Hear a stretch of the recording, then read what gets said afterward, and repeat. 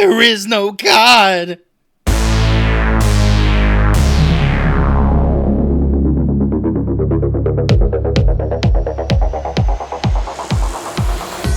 This is the Horrible Film School. Take a seat. Slowly peel open those trapper keepers. I am Chris, and I am here with Professor Hootie. What up, fellas? Excited to get psycho? Oh, you said psycho. At first, I thought you said excited to get sucked off. I thought he said excited to get in the suck zone. Excited to get sucked off. Let's go. 2026, baby. You know, I don't get excited for much, but I always do excited. Do excited. I always do excited to get sucked on. Off the rails to start the show. On. Speaking of nasty men getting sucked on, we are also joined by a man with plenty of nudie mag cutouts pasted all over his living room. Professor Joy, a.k.a. Dr. Nasty. You could have been coming instead of going. This fucking movie dropping bombs. But we in the middle of the snowpocalypse right now, everybody. If you don't hear from us after this, I guess Hootie survived, but me and you probably... We're probably like the Iceman, the cavemen from back in the Ice Age, stuck in the fucking... It's like Encino Man. We got to count on Hoodie to thaw us out. Oh, y'all would be like Jack Frost. Y'all be Michael Keaton. Oh, my God. That's why, like, this whole like, snowpocalypse we're going through, I'm going to be eating really hot foods, like Takis and jalapenos. Oh, jalapeno. Some chili oil. That way when the snow hits me... when the coroner finds you, it melts. They're going to say everything's frozen but his butthole. His butthole was the only thing that was thawed out, actually. Yeah, his gallbladder exploded. They wouldn't even have snowed to kill his fucking gallbladder. You put your hands up to his rectum here, you can really feel the heat coming off of it. I would say last weekend, I made a big old crock pot of chili, and I mistimed that. So. Yeah, it'd be a good... I was talking to my mom about that. I was like, it'd be a damn good weekend for some chili. I'll be making some potato soup tomorrow. Ooh, bacon? How fucking lame are you, bro? Bacon. Bacon, sour cream, cheese. Chris, just cause your ass don't know how to cook, or you eat fucking tofu or whatever it is you do nowadays. Don't be talking shit about me cooking. Oh yeah, I meant to bring this up. Make sure you make a buffalo dip for Super Bowl. The fuck? You trying to Super Bowl? Don't put no onions or jalapenos into that shit in there. Put some Domino's in there. Domino's pizza. Oh my God! What are you talking about? You like to put vegetables in there, man. Don't put that shit in there. I don't like vegetables in my shit, man. Don't put the wings in the pile in the middle of the table. All right. You damn right. Sticky fingers. Damn, who was that motherfucker? Let me grab this wheel before we get any further diverted here. I got some news bits for you boys. I don't know if you heard. I'm sure you have. But 28 years later, the Bone Temple is a banger. Didn't even know this shit came out until the other day, man. I know, it's wild. I didn't either. Bank, there was adored by fans and critics. There was no like advertisement. Don't say there was no promotion. I didn't see any promotion for this. I know I'm probably overly plugged into these things, but how did you guys not know this was coming out for real? Man, I don't even turn on my TV no more. If you watch football, there were some commercials during football games. I knew this. I think I literally told both of you this was coming out in January, like a month ago. I have heard a review from a close friend, and they said that it is by far the least amount of zombies in this one. Oh, what's I heard it was second funny. part of a trilogy? Funny. Y'all are totally different. Yeah, I heard there was like some comedic moments. I just hate when these franchises go. According to IGN. You can look at like The Walking Dead. The first season was incredible, lots of zombies, and as the seasons went on, like the zombies became like an afterthought. Oh yeah, the zombies became like global warming. You know, it's almost like it's not real. They're the backdrop. You know, like the zombies went from being a volcano starring Tommy Lee Jones to being just an afterthought, maybe like fire ants. You want to tell us what you think about Greenland while we're at it, Joey, or should we move on forward with our horror movie podcast? I know Greenland is full of ice, and Iceland is very nice. You only know that because of Mighty Ducks Part 2. So, oh, God, that lady was so hot. Yeah, she was hot. D2, the Mighty Ducks. Ducks, speaking of Mighty Ducks, damn, dude. This is how you know that the world is really listening. Mighty Ducks. That segue, let me tell you about something else I got here. Kenan Thompson. Gross. And Kel Mitchell are reuniting for a horror comedy. Kenan and Kel meet Frankenstein. Oh my God, that's actually a really good idea. Kel Mitchell is still alive. This is a fantastic. I think it's gonna be terrible, but it's a fantastic idea because all these people could be awful. All these kids grew up watching this show are now adults. Frankenstein? They are now adults. And they got the money, right? They can take their kids to see this shit and to like propagate the show. Boom. This is going to be Double huge. that income. I guarantee you there's going to be cameos from Huge. all that cast. Like that really fat girl is can't going to afford be it. in there and she's going to be like a mummy or something. All fat. Yeah, I hear you. I hope Ken Forey's in it. Oh, that'd He be was the awesome if dad. Ken was in there. I do think it's a miss, though. I guess it could be like copyright issue. Why is it Frankenstein and not Herman Munster? Because Herman's not around anymore, is he? Has He's anyone else not. played the character? Yeah, it got remade by Rob Zombie, right? Oh, yeah, that's right. I just- totally blocked that out. I just looked I think up everybody fat, did. I just looked up fat chick from all that, and that's Lori Beth Denberg. Jesus Christ, man. You have that in your search history now. Yeah, it's gross. I bet you I get her. Google owns I that get her now. OnlyFans. But yeah, Keenan, that's a Mighty Ducks alum, so shout out to our brains making us. Call that a knuckle puck. Keenan and Kel. Hey, Cake Eater. That's not Kel, you fucking dummy. That's No, that's Jesse. Jesse the Wing Gaffney or some shit. Last thing I have here is just a personal note. Predator Badlands was pretty fucking dope, man. The anime? No, that Excuse wasn't me, the anime. the This is anime. no, this is the Ellie Fanning one where we kind of follow a predator around. Where she's an android. Yeah, it was pretty dope. Yeah, it's kind of like It definitely played like a video game. It's kind of like Worth it's a like watch. the best Alien versus Predator movie, right? Oh yeah, I could see it setting up a good version of that, but I was kind of skeptical at first because following a Yautja around as like a protagonist was kind of weird. But I thought they did a pretty good job with it. I started watching it, and I was just not in the mood to read subtitles for however long that. Oh my god, I love this subtitles, bro. I've been watching Bro, 90 you know Day how close I Fiancé was. like a motherfucker. Do you know how close I was to picking a foreign language movie instead of Psycho 3? I should have just dug right into your shit right It's fine if it's like, I don't know, man. If it's a foreign language, like what's the movie that we watched? It was great about the disease that like kept infecting people. there. Oh, the Spanish one? Damn it, I can't think of it. Yeah. The Evil.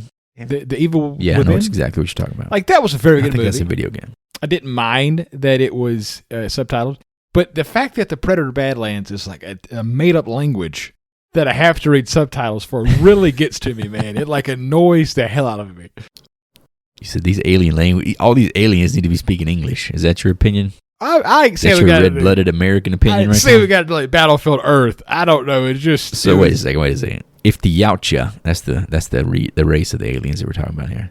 If they were speaking Spanish, you would have less of a problem with it. That's Even though fine. you had to read subtitles. It's Even though fine. you have to read At the least same I can recognize the language. Oh, this fucking guy. But yeah, check it out. I thought it was pretty decent. It met my expectations plus some. You guys got anything to share? I got No, nothing. you covered everything I had on my list. Dang it. Keenan and Kel was on your fucking list, you piece of shit? Yeah, that was I on my am- list. I thought I was waiting for your Good Burger like impersonation. they got.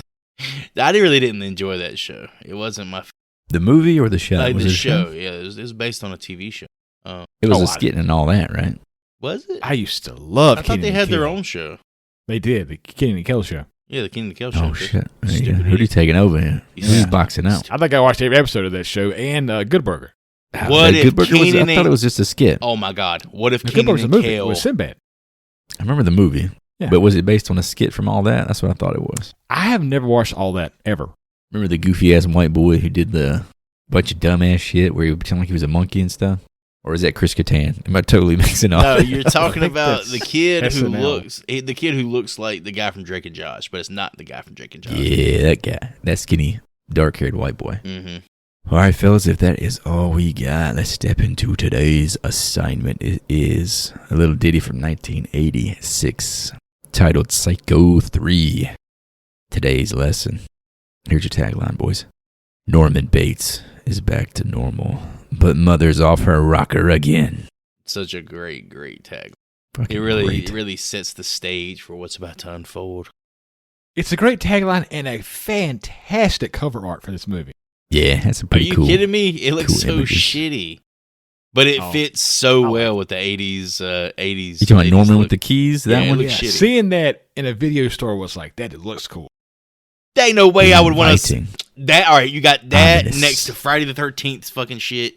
next to Child's Play with Chucky. And you got the ice cream man with Clint Howard like licking eyeballs. And then you got Jack Frost over there looking like a monster. You're not gonna pick fucking Psycho 3. Oh, the Jack Frost with the was scary, man. With the hologram VHS case. With the Jack, what you could see. This is terrible. Michael Keaton's this is a terrible take. I never thought you guys would say this was a nice box art. Who likes the poster, man? What's wrong with that? Ugh. I found a pretty cool alternate poster that we threw up on the trailer reaction on YouTube. It was like a red lit version of just the smile and the outline and a knife. It looked pretty cool. Lily replace it with that scene we see later in the movie with Norman in his mom's wig and that look on his face on the step. That's fucking creepy. Put that on the poster and I'm watching that. That's a spoiler alert, though, man. Yeah, but we all know the motherfucker be wearing a wig. Going into Psycho 3. Like he was wearing a wig in the whole first movie, man. That shit was done back in the 60s. Him holding keys shows you that the hotel's back open, baby. It's open for business, baby. It was open in the last one. Bitch got smacked with a fucking shovel. All right, let me grab this. This was my choice, trying to round out some blind spots. This was a franchise I had no experience with beyond the original, so digging into new ground with you fellas right here, live and on the microphones. Let's start with some fan reviews. Let's get this negative Nancy biatch out the way. This is from January 3rd, ironically. Probably January 3rd, 2023. Sorry, 2013. I misspelled that there. When I was a kid, I caught this on TV and thought it was pretty freaky, and rented it soon afterwards and was bored. The first one is beyond classic, but this one tries too hard to be more 80s horror than the suspense-based pacing of the original. 1 out of 5 stars per Rotten Tomatoes. Did he say he was a kid when he watched this? When I was a kid, I caught this on TV. What kind of fucking loser kid is watching this and be like, it's not like the original? You imagine watching... He thought it was pretty freaky when he saw it on TV, but then he rented it and then was bored with it. They rented it how many years later? I don't know. I didn't have a DM session with the review from 2013. Wait, he's talking about fucking renting, right? This person could be dead. He's talking about renting 13 years Guess ago. what? We ain't rented a movie in fucking 20 years. Yeah, this is true. Oh, people rent stuff digitally. He was still relatively young, talking about... Hootie rents movies from his library. Oh, no, man. What do you call it? Hootie borrowing. He bought you lease. He's a community member. I lease a reel from the public library. I borrowed some microfiche while I took a Duke at the local got that public old library. School one with the candle behind the fucking reel and shit. That's the vibe I got Ebenezer Scrooge watching a movie over here. The vibe I got watching this movie was that this played like a TV movie. Although I don't think I've ever seen this on TV. Yeah, I could see that. I'm gonna go the other way. Like this definitely came off like high production to me. Like it felt like it was the most stylized. You think the pacing of it made it feel like a TV movie, or actually the look of it, Hootie? I think it was the look of it, because there was some just odd stuff in this movie. I think it was. I felt like it was very. He punched above his weight class as a directorial debut. It's a brand new director. Yeah, in my opinion. I can see what you're talking about. Some of his choices were very out of character for the franchise, but at the same time, I don't know. I felt like this might have actually held up better than the second one. Ooh, interesting. But I think with Hootie's saying like the production value, I could see it with this being like a set that's been reused so many times. It could kind of feel like episodic television. Almost like it looked like it was cheap, maybe. Yeah, like you're not really leaving this one location. No innovation at all. For me, the hotel looked a little more cheap in this one than the other two. Cheap and sleazy. I think that was part of what old Norman was going for, but we'll get into that. We'll spin it to a quick and juicy positive review here. This is from July 16th, 2010, by another anonymous Rotten Tomatoes reviewer. It says, I actually like this movie. Norman Bates is now completely nuts again, which just makes for more awesome killing. 4 out of 5 stars. People said, put the psycho back in Psycho, baby. Let's go. This is the psycho at its most psycho. See, I think that's in a nutshell. If you like this, it's just because you like Crazy Norman, right? Everyone likes Crazy Norman. Speaking of reception, the box office on this bad boy, we're looking at a $14.4 million movie versus an $8.4 million budget. Not necessarily a home run, but a quote-unquote success for the time. Yeah, there was a lot. You kind of see why the next movie is a TV movie. Like, actually is a TV sequel. Yeah. There's a lot of stuff out there about how this was a failure. I mean, it's hard to call it a failure because it made money. Well, okay, again, those numbers are always unknown skewed costs. though because you don't know what it costs to actually produce the movie, and I mean, The promotion budget usually isn't gets just it. like budget. You have to pay for marketing. You have to pay for all this other shit. But It's true. Yeah, I think the average like formula I've looked up is like you want 2x of your budget to be successful. So 17 million would have been close to breaking even probably for them. Gotcha. And can you see there being like a wide international market for Psycho 3? No, this is definitely American based. It's like the Friday the 13th movies. These are made for horny teenagers in Minnesota. You know, it's very, very niche market. God, these horny teenagers are watching fucking Norman Bates try to fuck this nun. They got it on in this one, that's for sure. All right, let's step into the crew. As we've already alluded to, this one was directed by the man himself, the legend, Mr. Anthony Perkins. His performance in Psycho 3, which he also directed, earned him a Saturn Award nomination for Best Actor. Did he get a Saturn award? Awards Did are he like get the, nominated for that every year though? That for the Psycho movies? For the first three? I saw that one specifically highlighted for Psycho 3. Really? So I don't know if the other two were. But Saturn Awards are like a horror, fantasy, sci-fi, quote-unquote version of Academy Awards. So I guess I didn't 86. feel like- all the cool shit. 86 wasn't a hard year when you're going against fucking Michael, Freddie, and Jason to get nominated for that award. I don't know if they break it down by genre or if it's like across all like sci-fi fantasy as well. Wasn't one of the Star Wars is 86? I think Return of the Jedi was. No, that's earlier. That might be 83. I didn't think this was as good of a performance as he had in the first and second one. It's definitely different. I'll give him that much. He's going for a more nastier version of Norman, you know, not as charming. Yeah, definitely not that. Definitely feels, bringing it back to Star Wars, like, you know, Luke in The Last Jedi, everybody was pissed off because he was like a cranky ass old man. That shit happens over time. Yeah. Norman's And he- got to start to get a little bitchy over time, you know. In this one, he has more like a buzz cut than a nice haircut. Yeah, his haircut was a little goofy. He had a little bit of, had some wear and tear on that face, You got too. the Reed Richards going on. It's starting to get to that bitter old grandpa look. You guys got anything else about the director? We'll cover him again in the movie, of course. So Yeah, we've talked about this We guy talked enough about them a last few two times. fucking episodes we did. I got one he's a legend. talking to his directing of this movie.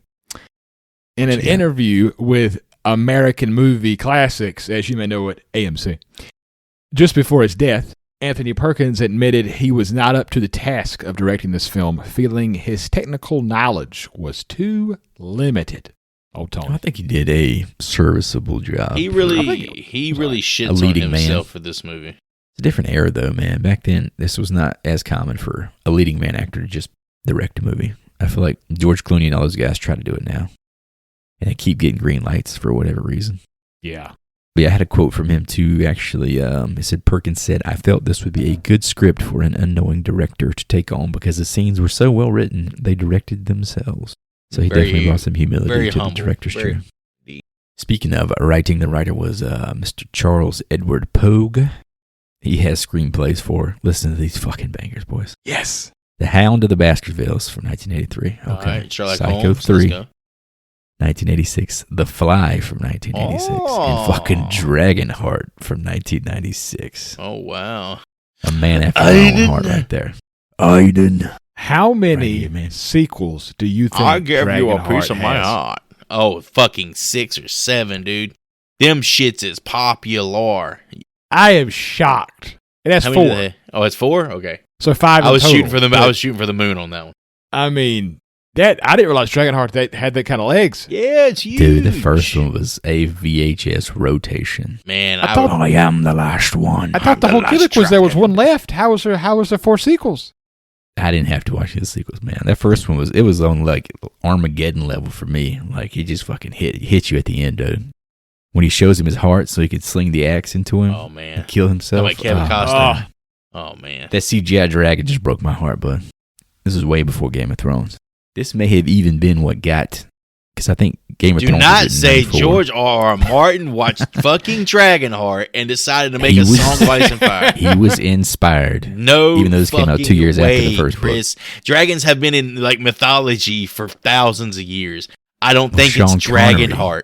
that fucking Tell me pushed there's him been a over the cooler edge. Dragon Jesus than Christ. Sean Connery and Dragonheart, man. What are you gonna Imagine say? one Arnold of Schwarzenegger Daenerys' read dragons the with fucking this Hulk comic, and all of a sudden he decided, I'm gonna lift weights. Yeah, pretty much. We're all inspired by other people, man. Everybody's just making this shit up on their own. Last crew shout out I got, this is Carter Burwell, who did the music. I don't know if you guys are familiar with him.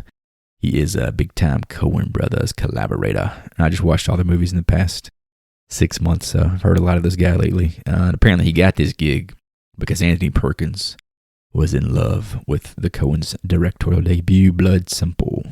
Does No Country for Old Men still hold up as well as I thought? Oh, yes. It's still number one for me.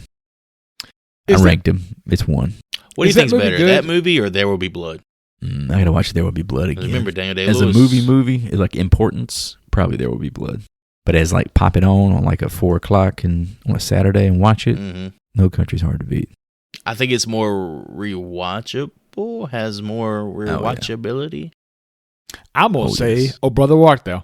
Hi, I do like bid that. farewell to Kentucky, Kentucky. the place where That's, one I was born. Actually, you remember? one of the movies that Carter did not You remember score our for the fucking Coen family Brothers. talking about, yo, that's really them singing this shit. You gotta believe that shit. That ain't fucking Tony George got a damn Clooney. voice. It is so hard to I like when he does the describe beard thing. to people the tsunami that was a Brother Wartdale for middle-aged Huge. people in the South. Oh my Yes, God. For the people, the adults we grew up around, yes. Boy, I remember my family fucking kicking and stomping their feet and shit and clapping. It was like a damn revival when they popped that VHS in, baby. You talking about Step Team? This was fucking Step Team at the house. We had the Yeah, VHS, definitely. we had the CD. They had the album. We're gonna do it all, baby. Listen to that same fucking song over and over and over. Granny, pop that tape in. It's time to get ready for school. I am the man. I like the what was it? Big Rock Candy Mountain. That was a damn Big banger. That's Rock a good song. Candy Mountain. Where the bulldogs all have rubber teeth and the hens lay hard boiled. You know eggs. what? I think we need to do Oh Brother Where Art Thou for the next episode. Oh, I thought you meant we should start like a quartet, just the three of us in a quartet. We're going to be missing a member, and just cover those songs. For Is John forever. Goodman the horror aspect of the movie? Because he's a pretty terrifying character. Oh yeah, he's a Cyclops in the movie. He squishes that toad. Ain't nothing but a damn You was toad. a toad. I thought you was a toad. Ain't nothing but a damn horny toad. Do not seek the Motherfucking treasure. Squish it and he throws it against that fucking tree. And the camera pans out and shows this fat bastard doing a fucking curveball with a goddamn man. smush frog at a tree. John Good. Watching all the Coen Brothers movies back to back just made me have so much more love for John Goodman. That dude can do. He can do it all. Gotta He's love me some great. John Goodman. Legendary. Even in Cloverfield, what was it, Cloverfield Lane? Yeah, Tim Fucking Cloverfield. Man. fantastic. Righteous Gemstones. He's fucking great in that too. All right, boys. That's all I got for the crew. You got anything else before we step into production notes? Nah, let's get it. No shout outs. All right, production notes. I got a handful here. I'll spit them out and let you boys see what you got. Psycho 3 is unrelated to Robert Bloch's third Psycho novel, Psycho House, which was not published until 1990. Thought that was kind of ironic that they're pumping out movies faster than this dude could pump out books. Did remind me of George R.R. Martin as well. You got the synopsis for Psycho 3? For Psycho House? No, I didn't read into Shit. it. I didn't know there was a Psycho book sequel at I was all. about to say, of the three of us, you'd be the one who has read this series. No, I got a bunch of books. Well, Yeah, I'm sure Joy ordered them like he does I every got a time we bunch record a of- podcast. I got a bunch of like door stops. Door stops. Paperweights. More paperweights than actual paper. Yeah, it sounds about right. Yeah, the only thing I ever have is kind of just a broad note. Obviously, this movie is embracing that mid-'80s slasher aesthetic, highly inspired by the Friday the 13th franchise, plus Perkins' personal favorites like Blood Simple from the Coen Brothers. The product of its time.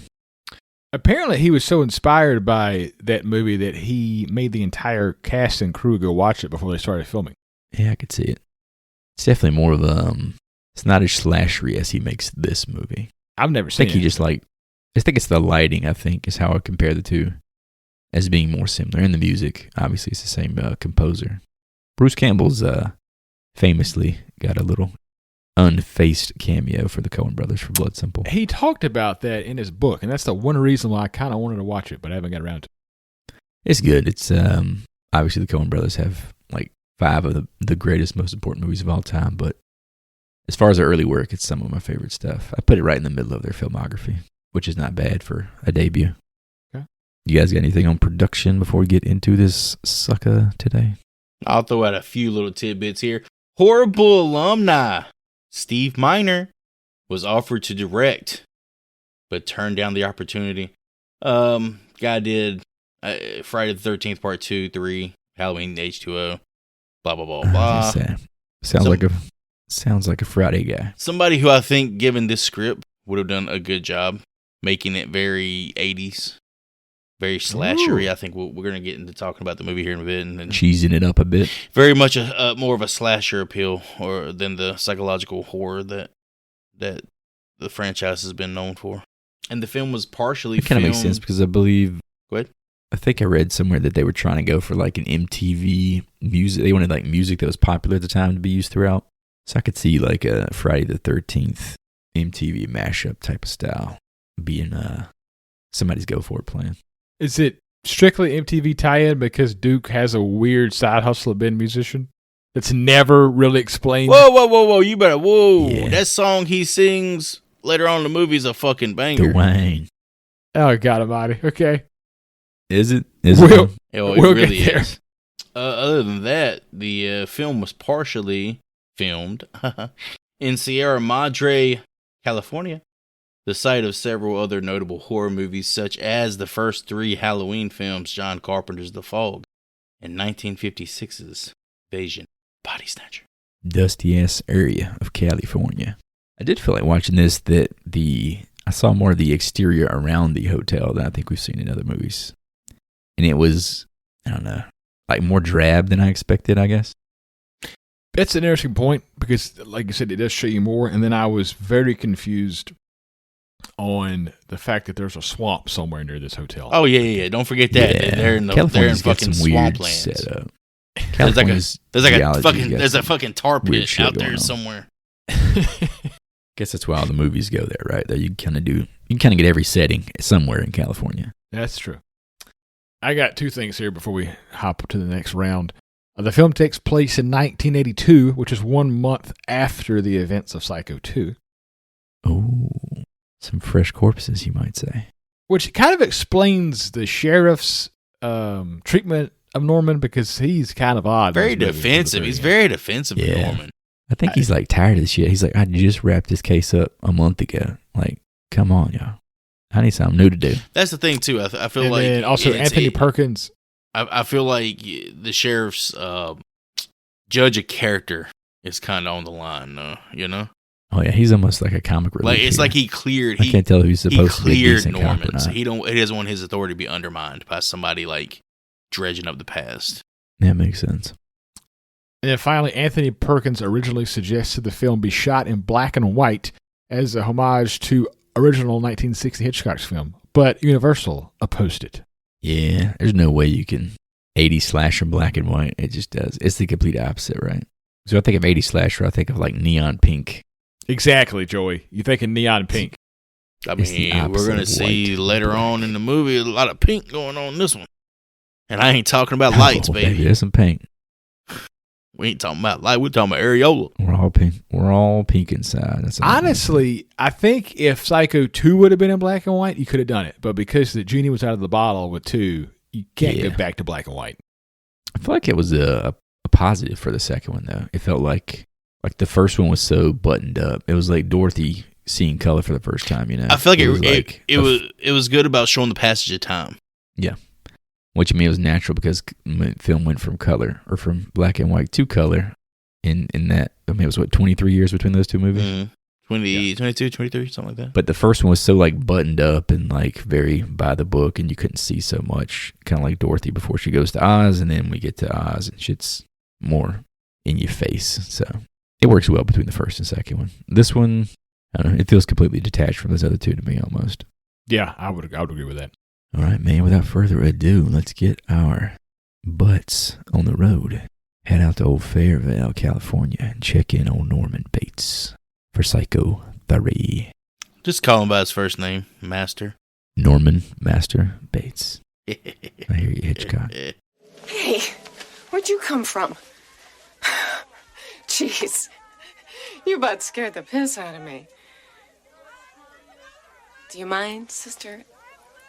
This is occupado.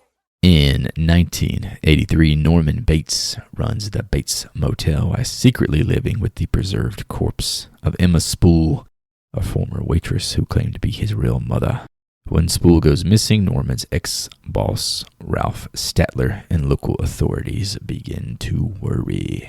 That's kind of just the generic setup for what this movie is about. We already talked about Norman Bates, played by director here, Anthony Perkins. All I have written down is legend beside his name. So, all the flowers to you, Mr. Perkins. I had a couple things here about Tony. During the filming of this movie, he was diagnosed as HIV positive when he went for a clinic for a routine medical examination. Damn. Wow. You found out during the movie that he's acting and directing. We started off with That's that tough. heavy That's fucking hitter right there. Well, I mean, it's a big part of his story. That's why he passed away, I know for sure, but damn. That he found out during production, that's crazy. I'm sure that added a whole level of stress to this. You know, Cartman said Which it kind of best. makes you, I don't know, it makes me not want to critique it as much because it's like, man, that's a brutal thing to happen. Yeah. I mean, that, if anything, I think it makes what he actually managed to do more commendable. So we quickly meet Dwayne Duke, a sleazy, broke musician, and he is quickly hired as an assistant manager to Mr. Norman Bates. Not to mention journalist Tracy Venable arriving in town investigating serial killers released from custody, and she has a suspicion that Norman may be killing again. Dwayne Duke, star of the movie, played by Dwayne the ever Duke. impressive Jeff Fahey. Dude's closing in on like Fahey? 200 acting credits, man. I just remember him best Yeah, as it was JT a from task Planet just to Terror, page brother. through it. He had one of those faces where I'm like, sure, I've spent a lot of time with this guy, and I did not know why. And I look at the filmography. He was on Lost for several seasons, so that's how I remember him, in like a captain's uniform. It's like a B-movie legend. Yeah, this he's got one of those faces where he needs to be in movies, but I don't know if he needs to be in that many movies. He's been in a He lot of apparently stuff, but he's was been in a the lot Lawnmower of Man. shit. Yeah, he's been a Lawnmower Man, but he's been in a lot of 2.5s and 3.0s and 3.8s. Oh, yeah. On Slamming it out. IMDb. Isn't 3.0s equal to 9.0, baby? Let's go. But this guy right here, man, is fucking great. He is so like lovably hateable, I guess, because he's supposed to be like Sleazy, man, sleazy. who was the character in the last movie that ran the desk? Like, he was kind of like a really shitty like drug dealer guy or something. He was played by the cop on the Yeah, I know who you're talking about. yeah. But I guess he did have help in the last one too. Yeah, this is like the younger version of that guy. Like he just keeps hiring fucking trash. The shittier versions of the last guy every time. Yeah. When Dwayne picks up Maureen in that car and he like pulls over because it's raining, has the windows rolled up, Okay. starts smoking a cigarette, talking about we gotta call it. We got to pull over, baby. We're going to sleep in the car. Creepy, rapey energy from the get-go. And as we hadn't talked about Maureen yet, but as she escapes, what's the legendary line he has to spit out, Joe? Could have been coming instead of going. I'm gonna start using that shit all the Nasty time. bastard. Look, I got a note All here. the It says, fucking "Now time. I know she said no, and this dude was coming on strong in a gross way." But that line made me laugh so fucking hard. She should have reconsidered. It's and such a you know good what? line. He's got a fucking point. He's got a fucking point. We haven't even talked about Marine at I'll this s- point. Do we want to like introduce her yet, or? Yeah, Because I at this gotta come point, up we've here in the seen next some bit. Marine action. We've seen Marine in a chapel as a nun who's losing her faith, and in her downward spiral, she causes another nun to downward spiral as she's Yeah, we'll bring her thrown up here down a next. fucking bell tower to her death. Yeah, I got her next here. But we talked about Dwayne. Tracy Venable is played by Roberta Maxwell, who is one of those names I thought I knew, but she wasn't in when I thought she was in. But she was in 2005 as Brokeback Mountain as Jack's mother, Mrs. Twist. I think she cut her teeth in what is it? Another World? Yeah, it must have been soap TV opera? or something. She's definitely one of those names I've heard somewhere in some circles before. Norman meets Maureen Coyle, a troubled former nun whose resemblance to Marion Crane deeply unsettles him. Seeing her initials, MC, on her suitcase triggers a panic and a resurgence of Norman's fractured psyche. Kind of sets the movie in motion here. But yeah, we see the movie opens, I guess, with the whole Maureen's journey through Catholicism, trying to become a nun. Is she in the process of becoming a nun? I think she's a nun at this point, but she has her doubts about her faith. I think at one point she's quoted as saying she has a hunger for the flesh. And she's trying to like continue her journey with God in hopes that he takes that away, but she still feels the temptation, so she loses her faith. And she just keeps running into all these steamy meat poles along the way. I know, right? If she was hungry for the flesh, I don't know why she didn't jump on Dwayne Duke, you know? That's some rotten flesh. She saw that Norman. That's good long string vein. That's it. I got to give a shout out to Anthony Perkins when he meets Dwayne and he's sitting there telling him about the manager role. That scene, he is just so good at playing Norman Bates in that scene. Yeah, it's hard for me, like even going out. Dug through his filmography again because I feel like every time I talk about him, I only talk about him in context of being Norman Bates. He did plenty of other things, got nominated for Oscars for other roles, but this dude is just such Norman Bates. It's hard. It seems like it'd be hard for him to take this character off. You know what I'm saying? It does at times, definitely in that scene because it's just so much Norman at once. He's a little bit of Shatner-like that Captain Kirk. Yeah. Like he's done the character so much, he's like doing a version of the character within the character. Yeah. That weird cadence he's got. But yeah, so Maureen, when she's like struggling, she's going to attempt suicide to jump out of the bell tower. And then that one nun walks up on her and she drops that bitch like a potato, man. What you guys think about that fall? That was pretty cool. Boy, that shit was sick. That's a tall ass bell tower, boy. That shit about 400 feet tall. She dropped that lady. She fucking splat on the ground. That was great. We didn't see the contact, but we saw most of the fall. It looked pretty good. Good job, It's crazy they just let her walk out of the nunnery. Is that what it's called? Yeah, she's not. Yeah, I guess it's considered an accident, but there's got to be like some form of investigation. I guess like the damnation of her soul is probably her punishment. Yeah, it's probably a big deal. You know how the Catholic Church trust me, I'm learning, sweep some things under the rug. I'm learning more and more about the Catholic Church. You better calm down. Speaking about my. We'll solve that problem down the road. And then she runs right into the waiting arms of Norman Bates. She's having a really bad week. No, first of all, she runs to the waiting arms of Dwayne. Well, which is worse? That's what she should have. Worse? She could have went to Hollywood. She could have went down there and become a prostitute or a junkie. But instead, she goes and hangs out with Norman Mother Bates. So Maureen Coyle is played by Diana Scarwid. I have one shot of her. She's in a movie from 1996 called Bastard Out of Carolina. Daughter Bone. Hey, Bone. Man, she played Raylene. That movie was fucked up. That was a Lifetime movie special, man. Oh, you ain't never heard this shit, boy? My mom used to watch the hell out of that movie. Bone. Get over here, Bone. Lifetime movie, bud. God almighty, my mom would watch the saddest shit. You don't want to read that synopsis. It's dirty. It sounds like a version of Where the Heart Is.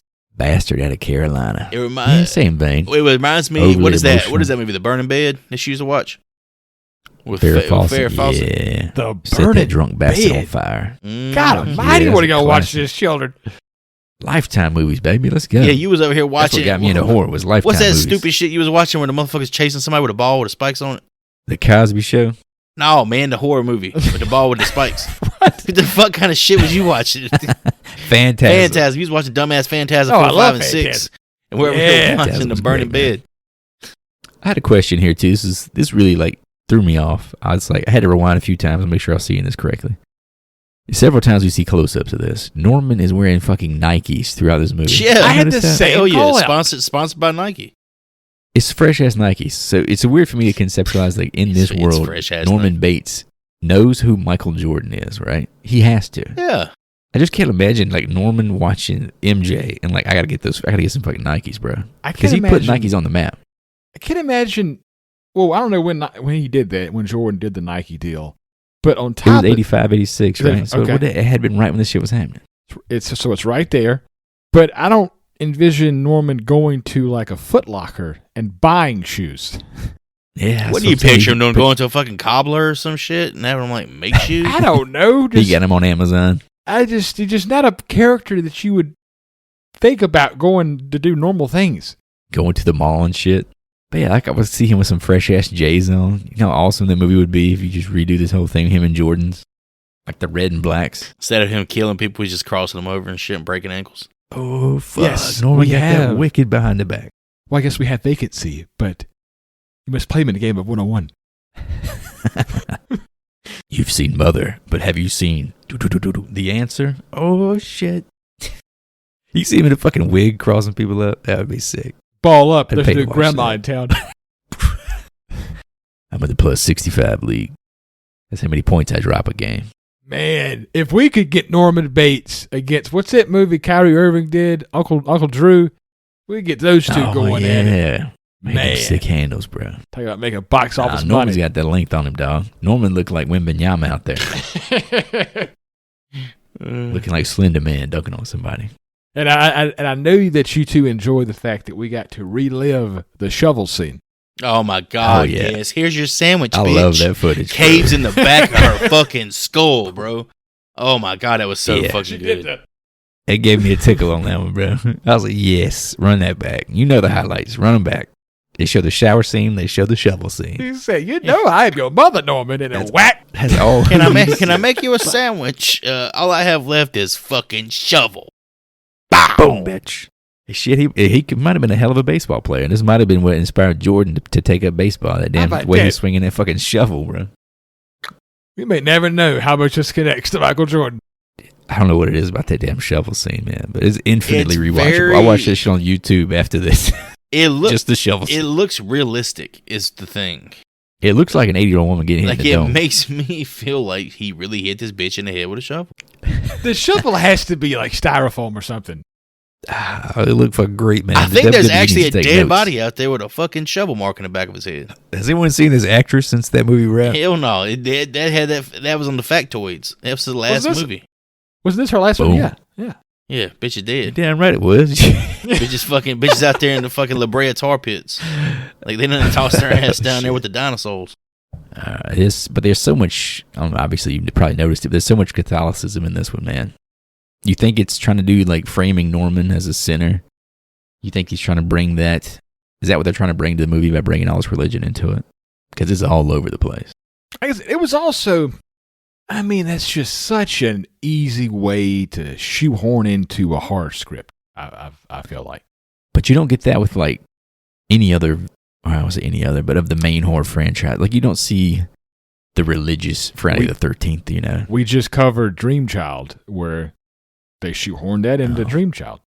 No, don't get me back in a Dream Child, man. Well, I guess Jason Goes to Hell. If we're talking about hell, we got to be talking about heaven too, then, I guess. So There you it's go. coming for us all. It's coming for us all. Mother attempts to murder Maureen only to discover she has attempted suicide. The shock temporarily restores Norman's control, and Maureen, delirious, mistakes Mother for the Virgin Mary. Norman nurses her back to health, and they begin a romantic relationship. Something I never thought I would see. Here's the thing. He's the one that actually pushes for it, too. He makes the first move. I'm telling you, he's come a long way from just fapping through the little peephole. That he had Fapping back through in the first peephole. one. Guess what? He's fapping in this one, too. That's how he started this shit. He's fapping, but he's like, he got the courage to walk in there Yeah. and dick on swole and say, what's up? He never got the putty and fucking put some drywall up. He left that hole there. Oh, God. That's like, you're talking about drywall. That wall ain't dry. I'll Oh, be you know honest he's with got to you. spray that thing down. In that scene, I was like, why does he keep staring at this picture? And he removes the picture, and I was I like, mean, the oh, picture I was forgot. of a naked woman Oh, that had yeah. titties out, so I would be staring at it, too. No, I he knew forgot what this was guy going has on. holes in the walls. Hole, two. It's It ain't just one hole, it's two holes. There's another part on the bottom. We'll get some nudity here, some more than we've seen in the previous iteration. We get a Spoiler lot more nudity, more blood. Like Lily, like right here, where she committed suicide or attempted to, we see the wrist slit. We see the blood like pouring out of the wound. Way too It's- deep. It's We wait, saw some which butt, part's too, too man. deep? That The was cuts. like, yeah, I was like, shit, she'd be dead. Oh yeah. She done. She went deep. She got to the damn bone. He bitch about it was decapitated all her butts. wrist. Fucking just think it was a bone. butt It's double broke from what I bones read. poking out of both of them. Yeah, it was a butt double. I was about to say Damn that. it. I figured Joey would know. It is a butt Oh, I double. know. Yeah, I just wasn't gonna say anything. I was disappointed. Oh, damn. I think this Apparently actor- about like All right. Apparently by like Very a high. reputable like go-to person for a horror film. She's like a Lady she's- known for the butts. Yeah, she's considered a butts scream lady. queen, but for that. About to make a drinking game out of that. How many times She have we was seen this screaming- lady's butt? Take And a shot. scream queen, but in a way we're not really thinking about. She's a cream queen, Oh too. you know my what I'm goodness, saying? cream queen. I like that. And Okay, Norman so this... Norman in here goes, well, we all go a little crazy sometimes. Oh, he hit him. Oh, He yeah. hit him with the original. He brought him back, baby, full circle. We all go a little mad sometime. To be repeated by Billy Loomis, a.k.a. Skeet Ulrich in Scream from 1995. Yeah, Norman's got a very Oh. like Rain Man sort of charm in this movie. I think. He's definitely more vocal, I think, now. He lets the guard down a little bit. He's less about Mother. He's more about Norman, you know. I watched Five Nights at Freddy's 2. What the fuck? Why? Did you see the first one? Wait a second. No. Wait. You couldn't You like to finish get Predator what? You didn't see the Badlands. first one? You saw the second one? No, it was Wait a a family second. member who I will not name Oh. who A wanted A to child. watch it. Had to be a child. It was yes. Okay. And I mean, it's what it is. Yeah. But Skeet Ulrich is in it. I don't know. Skeet and Matt, right? Is that his real name, Skeet Ulrich? Yeah. that's Skeet. his Skeet. name. Skeet. Okay. He is old, fellas. God Almighty, he's old. Ah, damn. Does he look as good as Matthew Lillard does? Matthew still looks pretty good. Matthew's pretty decent. Skeet has lost like all of his aura. It was just sad. He's He like, don't have the bangs anymore? no bangs, a normal ass haircut, just like a Damn. normal old white dude. I wonder how Cuba that's Gooding boring. Jr.'s doing. What the fuck? Cuba Gooding Jr. They were in Chill Got an Factor Oscar, don't he? together. God damn it, Chill Factor. We're not going to get into Chill Factor again. So this is the movie where... I Norman think is people not, that listen like, to this podcast would think I've only seen about 5 movies. 5 dumbass I movies think I'm from talking about like the same 1997. 5 stupid fucking movies. I'm gonna start quoting Biodome and shit. So there's no like mystery around Norman anymore in this for this movie. This is the first, it feels like. We're not like talking about what's wrong. We're just watching. We're seeing who he Consequences really piling is. Like That's kinda there's no interesting. mask anymore. There's no like hiding in the shadows. Like yes, there is Mother, but Mother is him at this point. Like it's part of his psyche. So we have the whole mystery of the first one, like who's doing this, what's going on, big reveal. And the second one, we had the who done it. We had the red herrings, who's doing the killings, blah, blah, blah. But now this is like the first time where he's literally become like a Jason Voorhees. Like, oh, this is the killer. We're following him as he does this stupid shit. Interesting. Duke cruelly rejects a woman named Red who is later stabbed to death by Mother. Soon after, motel guest Patsy Boyle is murdered in the bathroom as well, and Norman hides her body in the ice chest. Oh, you're saying Duke cruelly rejects a woman, but this is after he has sex with her. So let's not Yeah, let's true. not Bruh. let's not think he didn't Just smash. because you make love to Dude. somebody doesn't mean that you can't reject them. He Duke's- treated her like a fucking dog. Duke's been after- trying to fuck the entire movie. So now he's got this opportunity to actually smash a good looking woman. He's gonna fucking smash. He's a piece of shit. Dude, Red was a classic pump and dump. All right, classic Jesus fucking pump and dump. H. I felt bad for her. She was a very I attractive didn't. lady. Yeah. She was very good He looking. was like a Man, dog. when he threw her out the goddamn door and her ass tripped over that big ass log, that Over was the really damn curb, that was really dog. her. That Yeah. wasn't a stunt double. She did really great in that area. Oh my god, it was so hot, Barefooted man. too in her damn underwear. Uh-huh. That looked painful. But it was so And- fucking funny, dude. He just threw her ass out. Man, That's fucking dick, man. Duke is the fucking man, bro. I got so confused. I didn't know if Perkins wanted this movie to have more nudity, but she gets out. She's naked. Oh, Takes a while Yeah. to put her shirt on. Goes to the payphone. Oh, yeah. Takes the shirt back off for reasons I don't understand. oh, it was backwards. Oh, excuse You can't be walking around with a Mhm. backwards It's shirt. backwards. Man. Pull them titties out. Because when Let's you're go. trying to call a cab, you want to make sure that your shirt's on the front. Yeah, waist. yeah. She don't want to look like shit. She might have to fuck again. Oh yes. Yeah. So cutting back Can to I to talk the about who fucking they she's were played doing. by? I don't have the actress here. Who you got? Juliet Cummins. Such a fitting Oh, name she because she wasn't had going. me coming. That Nice. was She Robin did. from Friday the 13th, A New Beginning, the redhead, who screams about Joey getting his fucking. Oh chopped yeah, up and she was shit. hot in that too.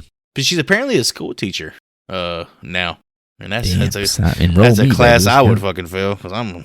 That woman is a school teacher now? Oh my goodness, I'm hot for teacher. Hey, Hot got a blooded. pig, so pig, so pig. Miss, were you in Going Psycho back- 3? Nah, not ain't me. Pretty sure I was fapping you yesterday, Teach. But cutting back to the sex scene there, what'd you guys think about the dick lamp? Perkins actually wanted him naked in that scene. The lamps Dog. was given to him This movie. because he requested not to be naked. This had some weird sexual Weird sexual energy to it. tension, but I like that shot, man. I think it looked good. And I appreciated it because I've never seen something like it before. Mhm. I was like, damn, this is weird. I feel like we was watching I've some never seen Silence of the this. Lambs fucking Exactly. what's his name? There was Butcher some Bill. depravity to it. What's the guy's name? Buffalo Bob. No. Buffalo Bill. Buffalo. Who the fuck is Buffalo Bob? Buffalo Bob is the parody version in Joe Dirt. All right. All right, Buffalo Bill is what I'm talking about. Glad we saw that puzzle. Yeah, puts the fucking lotion in the basket. Put the fucking lotion in the basket. I don't Ooh, understand. Auto Trader. For some reason, Ooh-wee. I get Texas Chainsaw Massacre 2 vibes with everything that happens in Dwayne's room. Yeah, I think because he's got nudie photos, which I alluded to in the intro, like taped to the walls of a fucking hotel room. Which Yeah, is he weird. did very quick, by the way. Yeah. Over his lamp. It's like the human skin that Ed Gein was using over the lampshades and shit. And lots of red lighting. Weird, man. Lots of red lighting. So it's definitely, it went to, like I said, a level of depravity that's just so far removed from where this series has been to this point that it definitely carved its own. This is that Psycho movie, you know. It made it one of a kind, as far, at least to this point in the franchise. It's literally the slasher version of Psycho. It's dirty, man. And it's so not dirty. just in like it's heinous violence and gore, anything like that. It's in the way it's shot.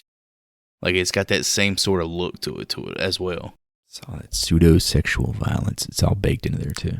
And What did you guys think about the murder in the telephone booth? It was fine. I think it was fantastic. It was the most gory kill in the entire series to this point, right? He was definitely pinning it as his shower scene, though, right? It's definitely like an almost identical setup. A woman standing up in a contained box, and you even get the quick cuts with all the stabbing. Yeah, I didn't think about it like that, but that makes sense. That's what I was. Dude, took from it. she was dancing on that glass like she was from Flashdance. Like you see her like jumping her tapping feet up and down the glass while she's being stabbed. Yeah, she was nasty. Yeah, it was very like it puts this feeling in the soles of your feet, just watching it, Hands and and hearing feet, that man. crunch. Watching hands and Like, feet getting it's- cut up. It's just always nasty. Ugh, And after this, Norman goes on a date with Maureen, correct? I think He a does. little bit later, or was it right after? Yeah, we got a little bit here because he also murders. He has another murder in the bathroom. This would crack me the fuck up. Lady taking a shit. Patsy. He stabs the fucking toilet paper roll. What was that? Oh, when he stabbed the toilet paper roll, that shit was great. Turn. Because you know what? Look, it tells you that Norman is he's still in there while Mother's in control because Norman's frugal, right? Norman wants to like save money. Oh, he's trying to save it from Yeah, he's unrolling? trying to save it from You wanna unrolling and get unspool covered it? in blood. It's kind of Yeah, fucked you up that bastard. girl gets the knife, you know, because she actually looks out for Maureen a little bit earlier in the movie when there's a bunch Yeah, of she like closes the door. drunk guys there. Oh, yeah. She's like, "Hey, you need to wake up. These dudes might like barge to your room." So, and then she like that good act results in her demise. Joey, this one is Occupado. Occupado. I kind of, Yeah, I love it. I don't know why she said It's the that shit. classic. I don't It's the either. classic slasher I movie was shit like- where like I was where they're thinking, talking to like, the camera. is this somebody's abuela and not somebody's Well, they're in not California. mother? You get a lot of people who speak both languages. You know? Uh-huh. But yeah, it's like when she looks at the camera and starts talking to her, like, "Oh, hey, girl, what are you doing in here? I'm taking a shit." I'm like, I'm just imagining fucking Norman standing there with that wig and that smile. 6'3". Got the Fucking J's on. Got Uh-huh. the Jordans What on. the fuck a J's on? I gotta have the fresh J's on. But what if he approached it like as Mother, but like not in an angry way? He was just like, "Oh, hey, girl, like, what? Who you fucking down the road?" Yeah, I want to see Mother take over Norman, but not in a psychopathic way. What, like Just to be, like, every kicking day his shit. shopping at like Costco? Yeah, Going to Whole like you Foods? just fucking there's a 7-foot tall man with a fucking wig walking around in his mom's dress, just Maybe- at Costco. Yeah. That's how he bought the Nikes. Yeah, fucking mom bought him. He put him on mom's credit card. Oh, there it is. You know, he hands you the credit card and it's got like a picture of her on the corner. You look at it and you look at him. He's Okay, just fuck it. smiling. Fuck it, slice. But yeah, it's just weird that he feels angry here more than he's felt in the previous two movies. No, he's totally unhinged. Which I appreciate it. Like I like this that the character is changes over time. This is presenting the character as there's no reason to hide anymore. Like Yeah. you've gotten away He's like- with it. Now it's time to actually be what you are, yeah, which I is appreciate that. a psycho. Because you don't get that with a lot of the horror villains. They're cranked up to 11 from day one. Like we've never really seen someone get progressively more evil over. Yeah, a but they're all series, kind you of know? in a box. Like there's no real character development with any of these big horror The mega icons. slashers. Like there's none. Like they are what they are. Yeah, that's a good point. However, there So is is with Norman a Norman. one of Yeah, one? Norman's very unique. We know Art the Clown has been fucking cranked up to 11 since day one. His lore's coming out, but it doesn't. I don't think that's character development. Just like learning more about. Nah, that's retrospective. That doesn't Yeah. matter. That's just you trying to cover your ass or give it context. I could appreciate that at least. Sheriff Hunt and Deputy Leo investigate Patsy's disappearance. Tracy uncovers clues linking Spool to the motel, while Maureen learns of Norman's violent past and retreats to stay with Father Brian. So yeah, the date was in here somewhere when all that was going down, Hoodie. You got something to speak to with that?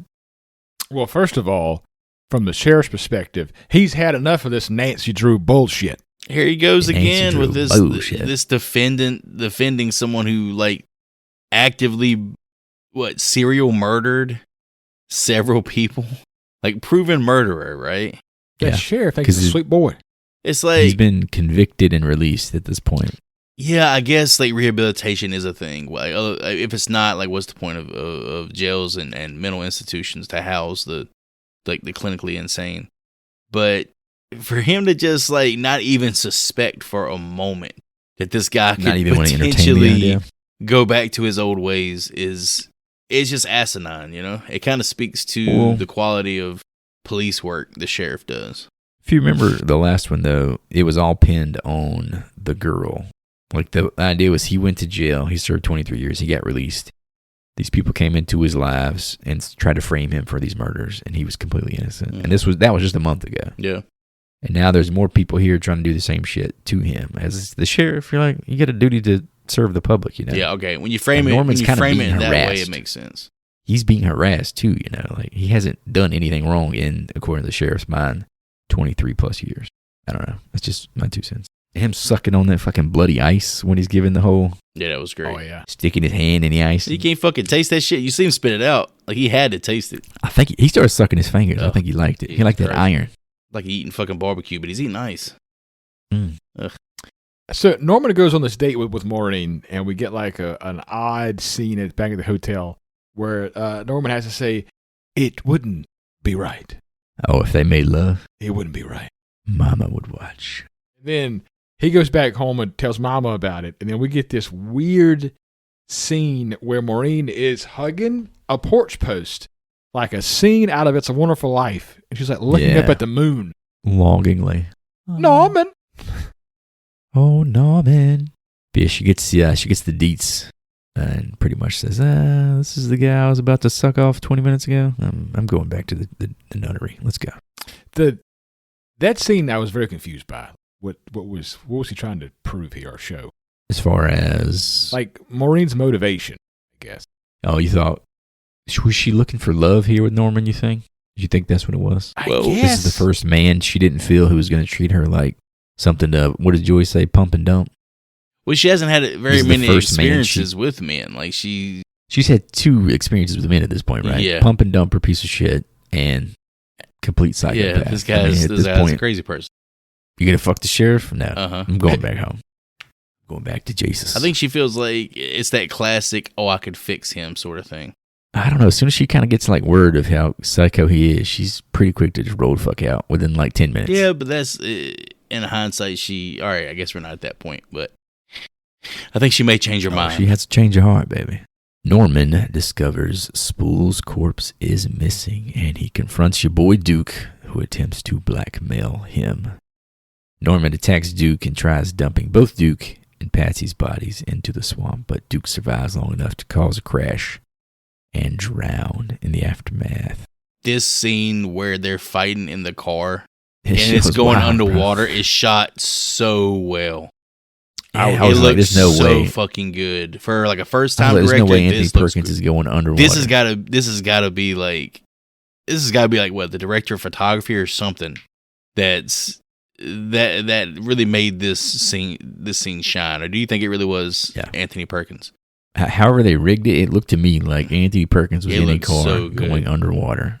I was like, holy shit, he's going for it. The way man. he's pushing his foot down into his like face and pushing him under, holding like him they're underwater, underwater, but the wheel well, or not the wheel well, but the foot well is filling with water, and that's where he's got to push down. And he's The literally flow, drowning yeah. while the car is submerged and it's starting to fill up. He's drowning the guy and still like escaping from the vehicle. I think it's so cool. Yeah. This is a set piece that definitely belongs to this film exclusively. This would not fit anywhere in the previous two entries. I also felt like Duke acts completely different inside of his room than he does in the outside world. I thought he would have made high on something or something was off about him. It's like a whole different character. Losing his shit. Maybe it's just one of those people who's a different person in their private life. Well, you I feel know? like He's at this creepy, point man. he's found something that A cash grab. Well, I think that even a normal person, we know at this point he's not a normal person, would kind of like not really fracture their psyche, but would like make them super paranoid and I mean, he's uneasy. He's really comfortable handling this lady's He's corpse. very comfortable. He it's a like fucking- kisses it on the cheek and shit. That's Yeah. He leans into it. I think he might have some Texas Chainsaw in his background somewhere. Well, it's the same person, right? It's all based off Ed Gein, so. Yeah. I must admit, talking about Duke himself, I think he's got some. Oh, He's got some psycho in his background. Oh, yeah, he's got some. he's got that highway. He's got some Leatherface He's got in that him. highway serial killer thing going on, He like actually picking up does look like a hitchhikers. hitchhiker. Yeah. Now that I think about it, and I don't know maybe if an homage there. you two remember or not, but Norman goes full Jeff Jarrett on Duke with that guitar. Dude, I had the same fucking note. Norman going Jeff Jarrett. Slap nuts. Same fucking note I wrote right here. Slap nuts. He beat the fuck out of him with that guitar. That was an indestructible fucking acoustic guitar, too. It took like 10 good smashes. Don't touch the guitar. Hey, Slappy. Yeah, that shit was wild. Norman kind of held his own. I thought he was going to get his ass beat, honestly, but he put up a pretty good fight. And the way that she shoots the whole fight sequence with the mattress, it's just so dirty. Everything in that hotel room is just gross. But that hotel room looks nothing like the other hotel rooms. I'm telling you, I felt like the minute the Duke moved in that bitch, he started interior decorating it. I'm going to put all the smut I can up on the wall. I'm going to smear shit here and there. I'm going to cum on every sheet in here. I mean, I don't know how you remodel that room. So I guess that's Boy, why nasty. the next installment is the beginning. It couldn't be. Yeah. It definitely feels, I feel like this, especially with the underwater sequence, it feels really close to Friday the 13th, more so than a Hitchcock movie. Because as Norman is swimming up, all I could think about was fucking Jason being strapped under Crystal Lake. So here he comes. He's being reborn here. He's coming up now, like embracing his true psycho. Because he's doing this as Norman. I don't know if it's not something I really thought about in the moment, but what he's doing with Duke, he's not doing it as Mother. That's Norman killing somebody. Like, how often do we see that? Oh, that's a good point. Yeah. He's drowning a fucking man, as he's dumping a body, which he's used to doing that as Norman, but he's actively killing someone as well. So I think this is a different Norman from here on out. It may even be like liberating for him, as we'll see in the rest of the beats here. Well, we finally gotten to the point where the mask is off, I guess. I know the mask was never really on at this point, but the mask is off entirely. He has nothing to hide anymore. Yeah, Mother gets a lot of screen time in this one too. We haven't really alluded to that much, but A little too much. she gets a lot of dialogue, and we can see a lot of that face. And she goes on fucking adventures in the movie. She goes to locations. It's got to be like the first time for that. It came real close to Weekend at Bernie's with old Mother. Yeah, she went in the fruit cellar. She went on a fucking car ride. She went to the nunnery. She went to shopping and get the fucking Nikes. All right, Tracy uncovers Spool's real history. She was Norman's aunt, secretly in love with his father. After murdering him, she kidnapped Norman and was later institutionalized for murder. Do we feel like this is a retcon of the last movie where it revealed that that's his mother? Or do we feel like this is just a continuation of that character's story? I think it's just clarification, because I don't think it doesn't just shit all over what came before, and it makes sense to me. In my mind, as attached as he was to the woman he saw as his mother, Norma Bates, like that is his mother, you know? She's still mother to me, and when I think about Norman Bates. Maureen returns to the motel, convinced Norman is her true love. There you go, boys. Oh, wow. During an argument with the mother, Norman loses his grip on her, and Maureen falls down the staircase, dying when impaled on a horribly fucking placed statue. I'm going to tell you what. That whole scene, I know what he was going for. He was going for that callback from the first, Psycho movie. It looked this was a mistake. Like shit. It looked bad. It didn't work. Damn, it's so wild to me that this is 26 years after the fact that we've seen this done so well. Well, that's the thing. Well, here's the thing. Even in the same movie, like, there's a fallen scene we talked about earlier where the nun fell down the bell tower. That looked good, in my opinion. Yeah, he shot it in a different way. It wasn't a cop to Hitchcock. They just totally dropped the ball with this. But I do like the getting impaled on the cherub's arrow. I thought that was pretty fucking dope. I like the idea of it, but it's really conveniently placed fucking statue, man. And then she hit it exactly right. Mm-hmm. Yeah. I'm like, because everything else in this movie is like I said, it's been so sloppy and dirty and grimy, and the deaths, everything's been kind of just gross, classic 80s slasher stuff. And this just seems almost too neat. It's like a soap opera moment or something, So we can all agree this looked pretty bad with the fallen stuff. Yeah, I did not love this bit. It is like a comeback around though, because the movie opens with her accidentally knocking somebody down the bell tower, and now she's accidentally being knocked down the stairs to her demise as well. Kind of shadows each other. Scene accomplished with what? the camera? Within the original, it was. I don't know about that. That's all you. Go ahead. I'm pretty sure in the original, he's like, you shoot the actor standing up, and then the way you shoot the background separately, and they kind of superimpose on each other. I don't know the exact specifics of it, but it seems like he does almost the exact same method here, but the fact he's doing it with better lenses and color. The lighting. You don't think it was a green screen? He didn't try to improve it here, I don't think, is the problem. Yeah, he's shooting it almost in the exact same way. It just doesn't look as good. And in black and white, it makes it look better, I think. Yeah, it doesn't look anywhere near as... I think it's probably, for me, the only real misstep in terms of, the cinematography of the movie and the decisions of the director. Yeah, it's a little glaring. As it was happening, I was kind of like, really? It's interesting the things you can get away with when making a black and white movie in comparison to color. Chocolate syrup, baby. Who needs blood? Also had a note here. It's just one of my observations. Unlike in the earlier movies, I think this is kind of interesting about this one, too. We were talking about how Norman's kind of becoming a dickhead, and the cops and all the good characters around him. This feels like the first movie where there's no help coming at this point, especially with Maureen dead. It's like such a fatalistic streak to this one. Because in the others, there was like Sam Loomis was pushing in. They were Marion's sister was getting closer and closer to finding out the truth in the first one. The cops are kind of pushing in at the end of the second one. You don't get any of that shit here. It's just this shit's happening, and there's no hero on the horizon anywhere in this movie. Well, the sheriff ain't gonna do it. They ain't gonna do nothing. The sheriff ain't gonna do a damn thing. The reporter ain't gonna do a damn thing. Nobody's coming to save the day.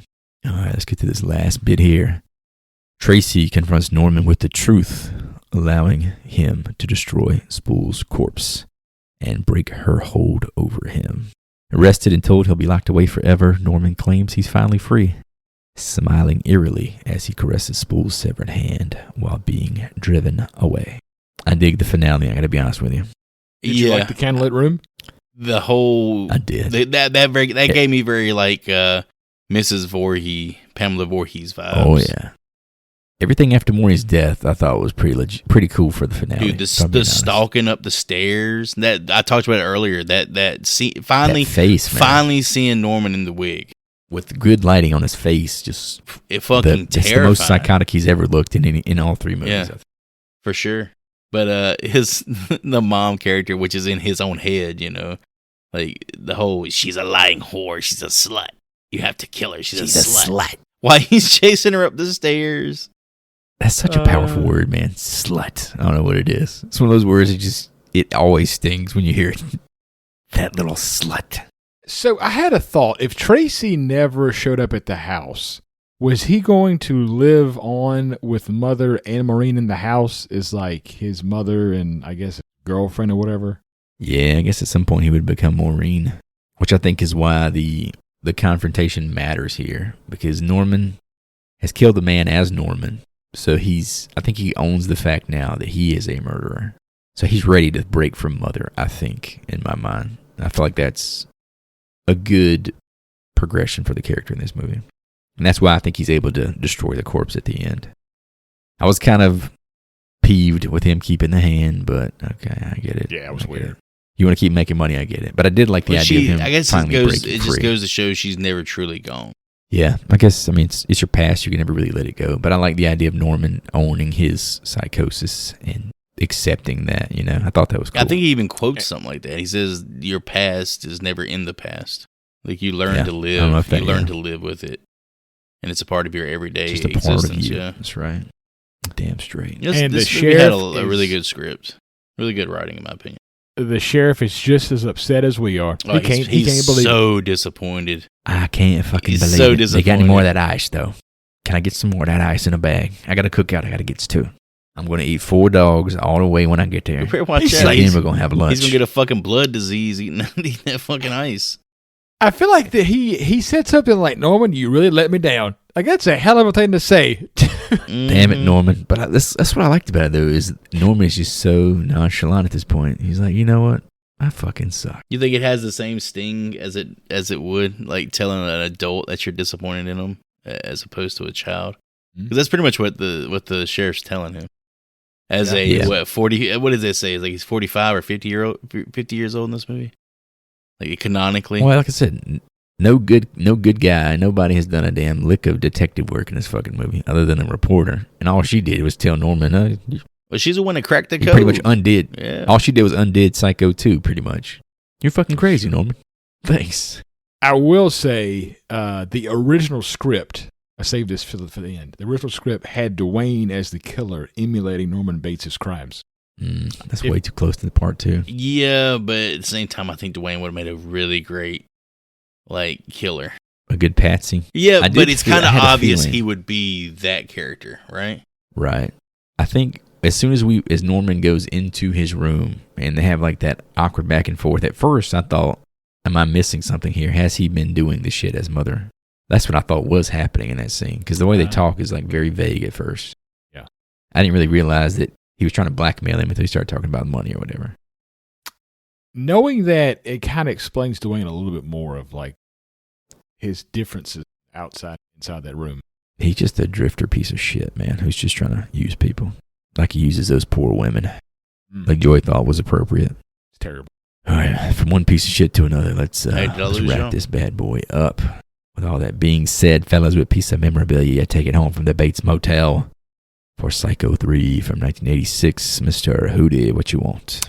So, all of you boys notice or not, but when the sheriff goes and gets that piece of ice out of the icebox, right beside that icebox, now I didn't see it, or maybe you did, but I don't remember it. Some Pepsi Cola? The Pepsi Cola icebox. I did see the Pepsi Cola logo. That thing was gorgeous. Oh, yeah, I bet that somebody sells for a couple $100 now. Oh, give me the stuffed owl that's in the lounge, man. Like, I don't know. That thing was staring. I don't remember if it was in the first or second movie, but it is like swooping down. The fucking wings are extended. It's like it just spotted a little mouse running through the field, and it's just going for it. A little Marion Crane. It spotted them birds he was stuffing at the beginning of the movie. God. Oh, he was it was pretty cool. He was poisoning those birds and then like stuffing them afterward. Sick little bastard. I'm gonna do. Let me get that Bates Motel matchbook that Dwayne's toting around. I think it's pretty dope. It'd be cool to have in my pocket just to flip out for shits and giggles. All right, boys, grade books out. Time to hand down letter grades to the man, the myth, the legend, Mr. Anthony Perkins. Mr. Hootie, what did you think of Psycho 3? All right. Psycho 3 was somehow a blind spot for me, even though this film seems to be built to be a reoccurring franchise on television. That is not to say that I believe they should be on television at all. This was not a great film, in my opinion. Anthony Perkins' directorial debut comes across as a paint-by-numbers that he was given the canvas for by the great Hitchcock. All the characters in Psycho 3 are forgettable to me, even if Duke has something there that was never really explored. Honestly, I don't think you have to include the third installment of this franchise in your marathon watch. The first and second films are both great, and you can skip part 3. I give this film a D. God damn. That D from A Duke on fucking him. D? Damn. I did not like this movie. Damn. Well, let me go next, Chris. All right, Joey, All right, what'd you think I'm gonna go about ahead this? and just like summarize like my feelings. It exceeded my expectations by quite a bit, but that wasn't very hard since they were pretty low to begin with, as you can tell by my Rotten Tomatoes score guess and reaction to the trailer. Dwayne Dukes, man, he stole the show for me. He's like quintessential 80s sleazeball, grossly charming, and honestly, in my opinion, one of the best side characters I've ever seen in a horror film. I think he did a really, really, really good job as an unlikely foil to, I guess, anti-hero Norman Bates. Would you say he's an anti-hero kind of? I root for him, yeah. And personally, I love the added violence and nudity that came with this movie as part of the whole slasher boom of the mid-'80s. But it does feel out of place for the franchise to go this gratuitous route after the more subtle and tasteful approach of the previous two films. Has some very unique cinematography and lighting as well, especially for the franchise. I really did appreciate the artistic decisions and style that first-time director, fuck's this guy's name? Anthony Perkins, you gonna say Norman Bates? I about called him Norman Bates. Yeah, very impressed. With him being a first-time director, impressed, to say the least. And seeing Norman unhinged on a rampage is very satisfying to watch. I don't know, the movie, it has this sort of feeling like everything's exaggerated and it's schlocky. Like so many horror movies of the time, but it's still at its core psychological horror. But yeah, this movie was definitely a pleasant surprise, and it grades out with a B for me. I'm just as shocked as anybody, honestly. I was ready to shit all over this thing. Yeah, you bastards were lowballing the hell out of this one. All right, let me step in here. Psycho 3 is a strange, and I'm going to call it a bruised sequel. It's less iconic than 2. Obviously, it's less elegant than the original, but it is darker than either one of those. Anthony Perkins brings real anguish to Norman. I love seeing him in the role, even as the movie does tend to drift towards more slasher conventions that I'm not sure quite fit the character that we've come to know and love. It's a very messy movie, but it is occasionally also very powerful, and I think worth some conversation at least. This one gets a B- for ambition wrestling with a bit of franchise fatigue for me. For Mr. Anthony Perkins, rest in peace, my dude. Well, All right, folks, we are going to recap audience score guesses from Rotten Tomatoes. If you're new to the show, we try to guess that score. If we're within 5 points, we choose what is up next on the docket. Otherwise, we go to a random wheel to determine such. As this was my choice for a movie, I was a null candidate, no guess for me. Start with the low man, Mr. Hootie. POS said said this would be at a 20% on Rotten Tomatoes. that's about where I put it. Mr. Nasty put this at a 30% on Rotten Tomatoes, and the actual audience score on Rotten Tomatoes is a 34%. Ding, ding, ding, bitch. Got him. 2/3 of people didn't like this. So. I want to thank everybody for their confidence in me. Greenland, this one's for you. Greenland, this is for you. China, there's China. China's going to be sending us some Chinese food. Greenlands. Lots Like of white sauce, lots of sweet and sour sauce. Damn right. So victory for Mr. Nasty, however. Oh, fuck me in the ass. Unfortunately for you. Are you serious? We have an important What the horror fuck holiday bullshit on the is coming up horizon. next? Little day known as Friday the 13th Jesus in this neck Christ. of the woods is showing its ugly head in February of this year. So for our next foray into our Friday the 13th coverage, we will cover the next movie in the franchise, Part 8. Friday the 13th, Part 8. Let me The give you whole title infamous here. Jason Takes Manhattan, baby. I'm Check so your best excited shot. for this. We're coming to Dude, the big I just city. got cucked by Jason Voorhees. This is some bullshit. How about that? And you're the Jason Machete guy. in the butthole. That's what you get. So I've never seen this Keep, movie, so I'm pumped. Oh, you're gonna love it. Oh yes, You're gonna love not seeing Jason for like the first half of the movie. There's gonna be some boating going on, brother. There's gonna be some shit on the ship that's going down. But yeah, keep your choice locked in that back pocket, Joe. Got some business to take care of here with Mr. Voorhees. Alrighty, folks. We're gonna watch the trailer for Friday the 13th, Part 8. Jason Takes Manhattan from 1989. You can do so with us on our YouTube channel.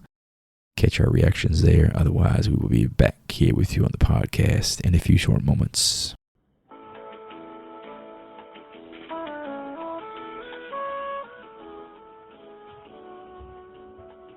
With nothing at stake here, since this is mandatory, let's all take a stab with our machetes, a poke, if you will, at where that sits on that Rotten Tomatoes audience score. This is gonna be another one of those. The audience likes it better than critics. It's a Friday the 13th movie, guys. Is it better than Psycho 3? In the eyes of it's the eyes of you pieces of shit. Well, I feel like the cult following of Friday the 13th is much larger than Psycho, so I'm gonna go with like 40. Thinking 42. Okay. Well, you can fucking Price is Right my ass, man. Pick 45 or 35. Cuck him. Put his ass in the cuck chair and get the strap on out, Hootie. Damn, what the What's he gonna do about it? What's he gonna do with the strap on? You got a dick, I'm man. gonna go. Well, how the fuck's he need a strap on? I'm gonna go 48. 48. Y'all feeling it? I'm gonna say 30. Fuck y'all. Y'all Jesus shit on my movie. I'm Christ. shitting on this Ain't no movie. way. Ain't no way he's listening to 50. It's a cool concept to take Manhattan. It's no way he's listening to 50. I just Hootie, didn't. how many fucking times is Hootie gonna say take Manhattan? We gotta read the full title every time we talk about this damn movie. Well, boys, I guess that wraps up another episode, another trip to the Bates Motel behind us. Thank you, good folks, for listening. Check out horriblefilmschool.com. You can get links to the episodes, the social channels, and the merch store. If you don't want to spend your hard-earned cash, we understand you can support us for free in 3 simple ways. Rate, review, and subscribe. Please and thank you. We appreciate all that love. And if you're feeling truly generous, you can send us room keys and some fresh shower curtains. I'm sending love and support to women running from God and running to the Bates Motel. Do yourself a favor, baby girl, and lock that bathroom door. As always, if you're hearing our voices, tell at least one person you know. Spread the love, spread the campaign that is the Horrible Film School. And with that, I finally get to go watch Jason Take Manhattan. And I'm out. I love hearing the enthusiasm in your voice. I'm so excited. Thanks for all the likes, the subs, the listens, the follows, the downloads. We really appreciate you guys and gal support, as well as your time and attention. Be sure to join us next time when we take a bite, should I say slice, of the Big Apple in 1989's Friday the 13th, Part 8. Class dismissed.